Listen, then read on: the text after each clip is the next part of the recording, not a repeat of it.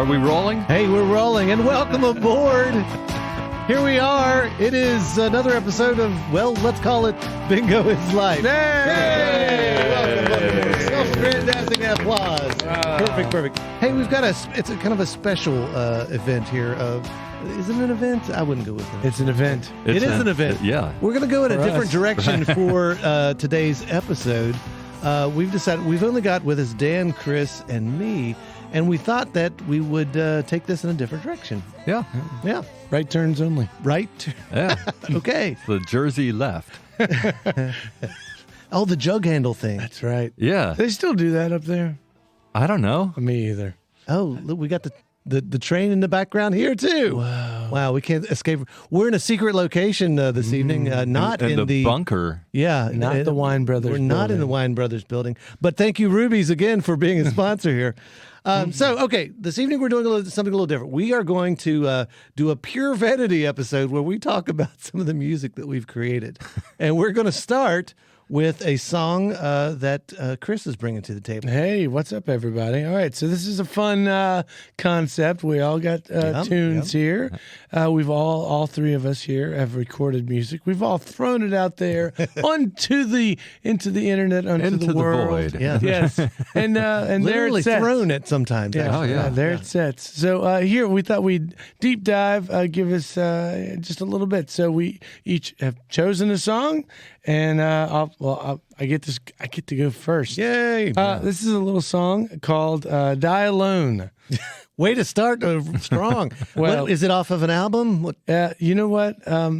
Yes and no. Yes and no. It was off an album that got removed. I took it. Oh. I took it off the internet, Oh my gosh. and I put it onto another album that I just made up called "Honest and Wrong." Oh, so okay. if you go, anyways, here you go. The song is called "Die Alone," and the reason I took it off is because I recorded it at Blue Sprocket, and they put it on the internet under their name. Oh, right. Oh. right, Yeah. right, as a publisher. Yeah, and then one day I was like, I want to kind of control that myself instead of having them be the publisher. So Yeah. then we pulled it off. Okay. Anyways, so I recorded this in a studio that exploded. Oh, that's right.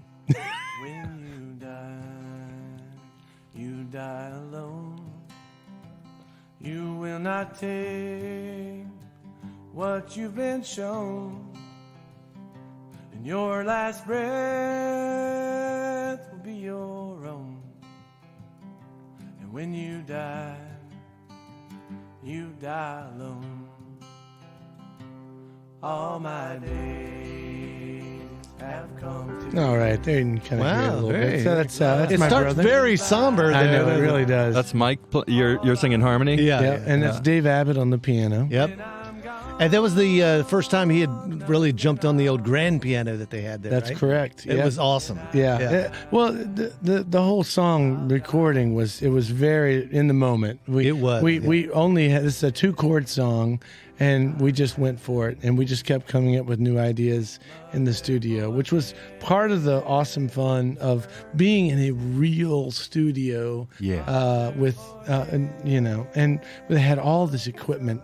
When that place exploded, they lost so much beautiful drum sets. It was really a tragedy. Oh yeah, really for music. Just the mixing desk was about $80,000. Oh, yeah. There were 8 of those in the country. Yeah. Oh, Just 8. Oh, God. So sad. And after the explosion, I think, can't remember who said this. They told me they saw microphone cables hanging from the trees. Yeah. We Just- went over just awful. and we pulled a guitar out of Black's Run. Oh no! Oh, really? We did. Wow. Yeah, it's true. This is Bruce Johnson playing the mandolin right here. Well, one of the things you said earlier, I think I really appreciate about your recording process is always very organic when you're in the studio. It's there's never something like, okay, everybody, we've planned it all out. We know exactly what we're going to do. There's always room to wiggle. Yeah, you've sort of assembled a group that you can trust to just do what they do. Well, because they're the best. No. This is going with that chorus, right? That's right. And in that chorus, you can really hear Ashley Hunter. I think she did a great job on this one. Is it Christian on slide? Yep, Christian on dobro. In great company, just as hard as it is to imagine forever, I'll die alone together. And Michael Bowman. When we Oh, yeah. Yeah. So we decided to make it one of those building songs. So as it goes, you kind of get that, like, let's just keep adding more to it. And then we kind of added the church choir feel to it. So now I really wanted a song that reminded me of something you would hear at a church, but has nothing to do with a God. It's sort of a secular hymn. Yeah. Well, it's funny because around the time I recorded this, I think Steve Martin had just recorded his the atheist, atheist song or something. There's no songs for atheists. Yeah, there's no songs for atheists. It's like I'm gonna match you there, Steve. Yep. Yeah, And that was truly what I thought. I'm trying to remember. Oh, that's right. We dropped the instrument. Yeah, then we dropped. we will not take what we've been shown. And our last breath is gonna be our own. And when we die alone. So Yeah. Gordon Davies, he was the guy who mixed this for us. Right. Yeah, and it was at Blue Sprocket. The choir's got a great sort of late 70s Nashville sound. Oh, It's really thank nice. you. Yeah. It was. I mean, it's super fun, and we, like I said, it's 2 chords, and we just got it done real quick. It really was I don't think we did too many takes on it. Didn't overbake it. No. I think we came back and added some things. Yeah. Some more claps, a little more singing. Yeah. to make it to fill it out. To fill it out. Yeah. Well, yeah. I wanted a pretty song too. Yeah. I think that's one of the things. It's so easy to have. Well, just the lyrics here too. Yeah. As hard as it is to imagine forever, we die alone together. Oh. Aw. No, but I think it's a great phrase. Just as hard as it is to imagine forever, because the whole idea, the concept of trying to understand what infinity is. Mm-hmm. It's the same concept of another difficult concept to understand is we all die alone together. And I just think it's a beautiful sentiment. Yeah. Well, Thanks so much for sharing that song. with us. absolutely. Thanks for listening, guys. That's awesome. All right. Who's next? Ooh, that's a good question. Awesome. We're going to find out here. Hey, we figured it out, and this is Dan, and I'll go next. And the song I want to share is from this concept album I made called The Chromium Age, and it's this big, long, messy concept album about artificial intelligence and climate change and social media. It is not the feel-good hit of the summer.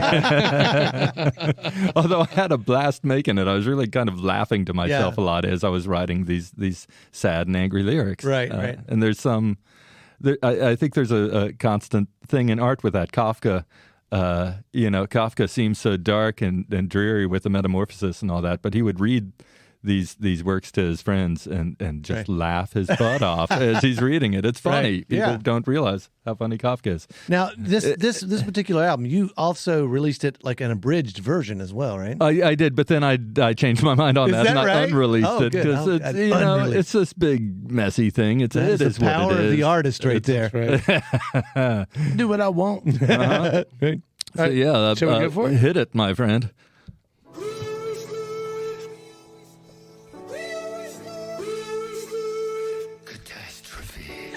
I love it. Cohen-esque.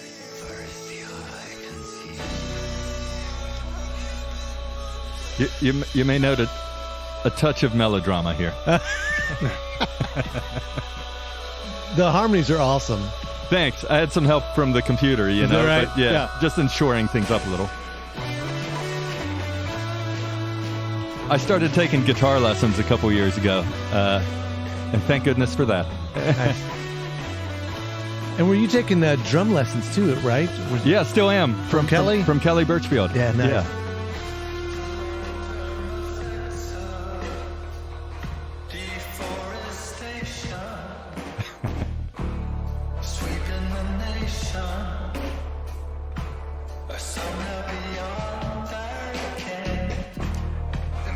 There's a powerful spectrum of sound here. We got lot low going on. lows. Yeah.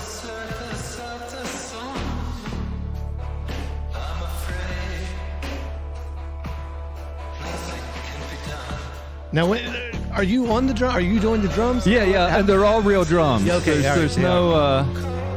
Sometimes I fake it with like the kick drum or something, but which has been quite common for everybody the last few decades. But actually, on this track, I don't think there are any samples or anything. It's all every note you hear, I played or sang. Yes. On something that you could stand in front of and hear the sound of. This is my Bowie impersonation.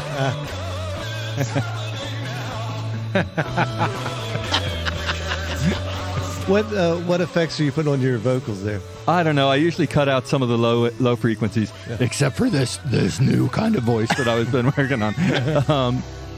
Usually, I cut the low frequencies quite a bit. I put good. echoes on a lot. Yeah. That's the new low voice.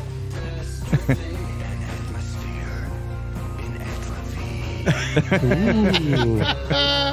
It is cool. It reminds me, what would you were doing something DJ banjo? Yeah, about 10 years ago 10 years or so. ago. 10, 15 years got ago. Got a little bit of that guy in it. Yeah. DJ banjo was an alter ego, whereas this is just a different facet of me, but it is me. Yeah. You know?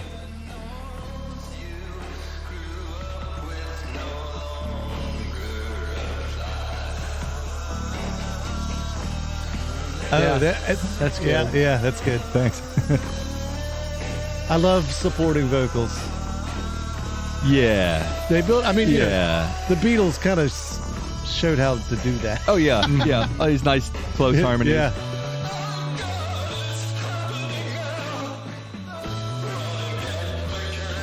I mean, it really has a lot of Tom Waits feel to it as well. Yeah. Especially like Real Gone kind of. Yeah. I loved that sort of, Tom Waits married in, I think 1980 it was, and he, his new bride, got him. She did two things that I think powerfully affected his life for the rest of his life, which was she got him to quit drinking, which he had just been, taking a bath in it for years. Yeah. And she got him to listen to Captain Beefheart albums. Oh.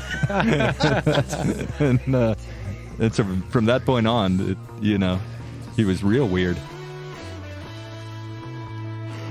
Yeah, the guitar sounds great. And the bass line's on. Yeah. Playing on a real bass, Yeah. a Fender bass. So, I mean, the song is about environmental disaster. Yeah. And are you trying, I mean, is this, you want people to take this song seriously? Yeah. That's a good, it's an interesting question, in that, or it's an interesting one for me to try to answer. I think in general, I've taken probably myself, and then by extension my work, or maybe my work and then by extension myself, too seriously, consistently. Mm-hmm. And when I do inject some humor or some lightness in it, then it's entertainment. But right. I certainly took it seriously when I wrote it. Yeah. But then I'm clearly having fun with it. Yeah. Playing around, and it's me and a couple house cats in this little house full of instruments. So, but yeah, there's a serious quality to it, and there's a whole plot in my head that I don't know if it's conveyed by the album or not. But we're up against, the week we recorded this. It smells like smoke outside. Yeah. Oh, yeah. because the world is on fire all Yeah. around us. Absolutely. Literally. Literally. So that's a little weird. And that's my tune, Environmental Disaster. The ending there is beautiful. Thanks. Yeah, that's very cool. Well, thanks so much for letting me share it. Oh, yeah, thank Absolutely. you, Dan. Very Yeah. cool. So, Chromium Age. And the name of the song? Yeah. Environmental Disaster. Environmental Sweet. Disaster. Nice. All right. So up next, now we get to hear what Mr. Mike Howdyshell has got for us. Mike, what are you bringing for us? All right, yeah, I'm going to go with from the band that the older band that used to be in, is no more. Spoke was the name of the band, and we did one album. Sweet. It was a beautiful time. I wish I could remember what year it was. I think it was 2004 or something. So Sounds about right. So that's almost 20 years ago. That's crazy. But yeah, this was something we threw together, and we put it on an album called Yellow and Blue, so you can hear it. This one is called Superstar. All right, here we go.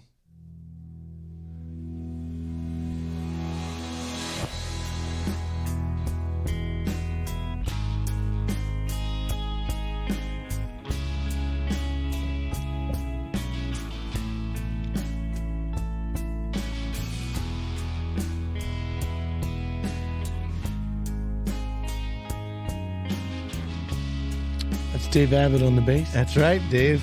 Dave on the bass.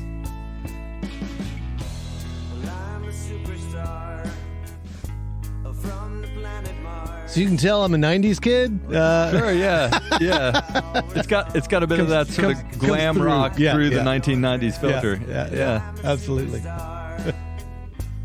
From the planet Mars, I can blow your house down with one single breath. Won't you fly with me? And that's Dave doing the backing vocals there. City, look at people in their cars. Won't you take my hand? We'll walk across the ocean looking for the promised land. Boomer And Boomer, that's right. is on Boomer the drums. Espenbaum. He's on drums. Yeah. And then, of course, Doug Pitts. Doug Pitts, yeah, classic. Yeah. So, what is this song about? Oh, that's a great question. Oh, yeah. Well, I'll tell you, I am I'm a music first, lyrics later type of songwriter. Oh, wow. Generally, Wow, yeah. not every time, but generally, I like to work with sounds 1st and then the lyrics come from the sounds. If that makes sense. Yeah, yeah. So the music for me is what helps write the song. Yep. And if I'm writing lyrics, they have to sound right. They don't necessarily have to mean something specific Yeah. right. But this song always sounded like something that was like a loss. And I love the idea in the original Superman movie how Christopher Reeve and the story itself presented this idea that Superman is an orphan. Yeah, yeah, and I love that sense of like, misplaced whatever, Yeah. and that's the superstar in this song is, just this kind of misplaced person. I've heard this before. One of my favorite parts of this song is about to happen. Okay. Right here. Dave and you on the... Oh, right. Yeah, this is good. Right here.